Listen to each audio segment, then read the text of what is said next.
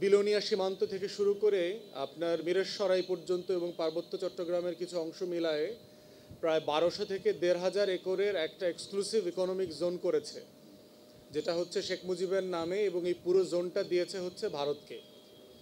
আমরা বিভিন্ন সূত্রে জানতে পেরেছি যে ভারত এই এলাকাটাকে আপনার একটা গোয়েন্দা বেস তৈরি করেছে এখানে, এবং ইসকনকে কেন্দ্র করে আমরা চট্টগ্রাম বিভাগে যে ক্যাওয়াসটা দেখলাম, এই প্রত্যেকটা ক্যাওয়াসের সাথে ধারণা করা হচ্ছে এই অঞ্চলের যে ভারতের তৎপরতা আছে সেটা দায়ী।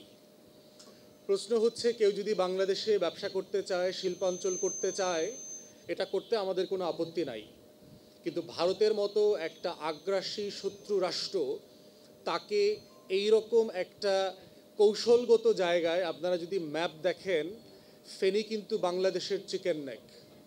যদি এখান থেকে আপনি ফেনী নদীর উপরে ব্রিজটা ভেঙে দিতে পারেন, তাহলে কিন্তু বাংলাদেশ থেকে চট্টগ্রাম আলাদা হয়ে যাবে। তাহলে সেই রকম একটা কৌশলগত জায়গায় বঙ্গোপসাগরের মুখে ফেনী নদীর মোহনাতে বিলোনিয়া থেকে শুরু করে মিরেশসরাইতে এত বড় একটা অঞ্চল ভারতের মতো একটা আগ্রাসী শক্তিকে দেয়াটা বাংলাদেশের স্বাধীনতা, সার্বভৌমত্ব, মর্যাদা এবং জাতীয় স্বার্থের সাথে যায় না। ইতিমধ্যে আমরা দাবি করেছি যে এক্সক্লুসিভ জোনটাকে বাতিল করে দেওয়ার জন্য।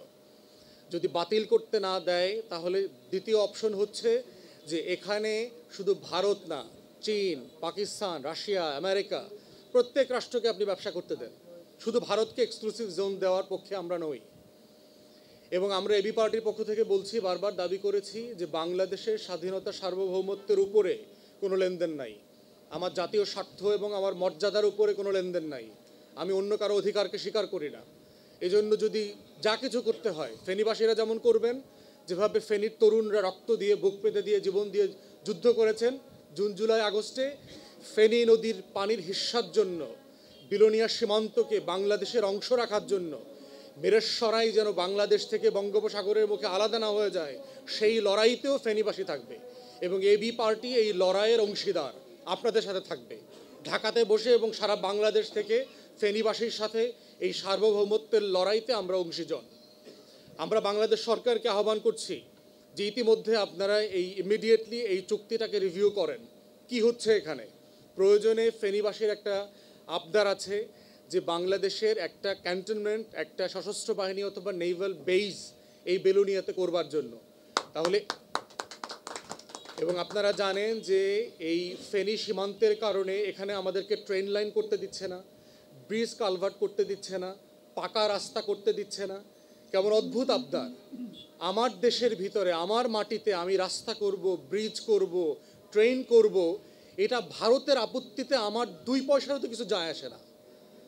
বাংলাদেশ রাষ্ট্রের স্বার্থ, ফেনী জেলাবাসীর স্বার্থটা হচ্ছে এখানে প্রাইম। তাই আমরা অন্তর্বর্তীকালীন সরকারকে আহ্বান করছি, যেই সকল উন্নয়নের কর্মকাণ্ড, কার্যক্রম গত 53 বছর থেকে বন্ধ হয়ে আছে, যেগুলো ফেনীবাসীর প্রাণের দাবি ছিল, এগুলোকে আপনারা ইমিডিয়েটলি শুরু করেন। ঢাকা থেকে ফেনীকে ট্রেন লাইনে কানেক্ট করেন। ঢাকা থেকে যে সকল ডেভেলপমেন্ট কাজ দরকার, বড় রাস্তা দরকার, সীমান্ত ঘিরে যে ডেভেলপমেন্টগুলো দরকার, সীমান্তের পাশের যে গ্রামগুলো আছে, মহল্লাগুলো আছে, এখানে কোনো উন্নয়নের ছোঁয়া লাগছে না। এবং ছোঁয়া না লাগবার কারণে যেটা হচ্ছে, স্থানীয় তরুণরা অবৈধ ব্যবসার সাথে জড়িয়ে যাচ্ছে। ফেন্সিডিল, ইয়াবার ব্যবসা, ভারত থেকে অবৈধ পথে জিনিসপত্র এনে বাংলাদেশে বিক্রি করবার ব্যবসা, এগুলোতে জড়িয়ে যাচ্ছে। তাহলে বাংলাদেশের তরুণদেরকে সুস্থভাবে কর্মসংস্থান এবং উদ্যোক্তা বানানোর যে উদ্যোগ, সেইটা আমরা অন্তর্বর্তীকালীন সরকারকে আহ্বান করছি, সেটা আপনারা ইমিডিয়েটলি করবেন। সর্বশেষ বলছি যে ফেনী শহরটা কিন্তু বেশ এলোমেলো শহর। রিক্সা, অটো, ডেভেলপমেন্ট ওয়ার্ক, সুয়ারেজের লাইন, পাইপ, বৃষ্টির দিনে আপনার ময়লার পানি, বৃষ্টির পানি সব একাকার হয়ে যাচ্ছে। অতএব এই যে অপরিকল্পিত উন্নয়নের কারণে ফেনী জেলা যে একটা বসবাসের অযোগ্য শহরে পরিণত হচ্ছে, ইটের ভাটার কারণে ফেনীর বায়ু দূষিত হচ্ছে, মানুষ অসুস্থ হয়ে যাচ্ছে, আহত হচ্ছে, শিশুরা আহত হচ্ছে। এই জায়গা থেকে ফেনীতে একটা পরিকল্পিত উন্নয়নের মাস্টার প্ল্যান করা দরকার, এবং এটা আমরা এবি পার্টির পক্ষ থেকে অন্তর্বর্তীকালীন সরকারের কাছে আহ্বান করছি। আপনারা জানেন, বাংলাদেশের বিভিন্ন জেলাতে এবং মহানগরীতে ডেভেলপমেন্ট অথরিটি আছে।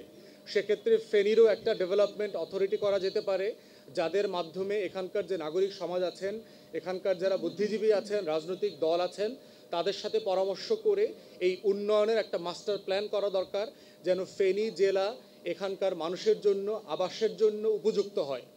তো এই বাস্তবতাই, এই উদাহরণগুলো আমরা এই কারণে দিয়েছি যে ফেনীর যে ইতিহাসের লড়াই আছে, যেগুলো মঞ্জু ভাই বলেছেন, আরও একজন ব্রিটিশ বিরোধী আন্দোলনের একজন মহান নেতা আছে শমশের গাজী। বাংলাদেশের বই পুস্তক থেকে, পাঠ্যপুস্তক থেকে সেই শমশের গাজীকে হারায় দেওয়া হয়েছে। বাংলাদেশ রাষ্ট্রের শত্রু বিজেপির পূর্বসূরি রাজনীতি যারা করেছেন, সেই অনুশীলন, যুগান্তর, সূর্য সেন, প্রীতিলতা ওয়াদ্দেদার আর ক্ষুদিরামকে আমাদের নায়ক বানানো হচ্ছে। কিন্তু আমার পাঠ্যপুস্তক থেকে, আমার জেলা থেকে, আমার স্মৃতি থেকে, ফেনীবাসীর মেমোরি থেকে শমশের গাজীর মতো ব্রিটিশ বিরোধী আন্দোলনের পুরোধা ব্যক্তিদেরকে হারিয়ে দেওয়া হয়েছে।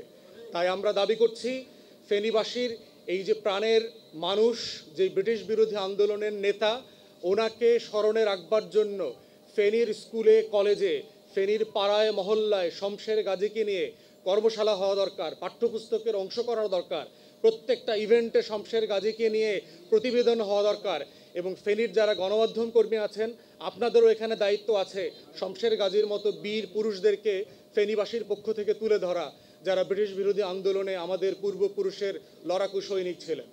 এইগুলো হচ্ছে আমার রাজনীতি, এবি পার্টির রাজনীতি, যে একটা জেলাকে কিভাবে বাংলাদেশের একটা উন্নত মডেল ডিস্ট্রিক্টে পরিণত করা যায়, সেই রাজনীতিটাকে আমরা বলছি কল্যাণ রাষ্ট্র গড়বার রাজনীতি। সেই রাজনীতিটাকে আমরা বলছি সেবা এবং সমস্যা সমাধানের রাজনীতি। এটাই হচ্ছে এবি পার্টির রাজনীতি। এতটুকু বলে আমার ব্রিফিং শেষ করছি। আপনাদেরকে ধন্যবাদ। যদি আপনাদের কারো প্রশ্ন থাকে, আমরা প্রশ্নের জবাব দেবো ইনশাআল্লাহ।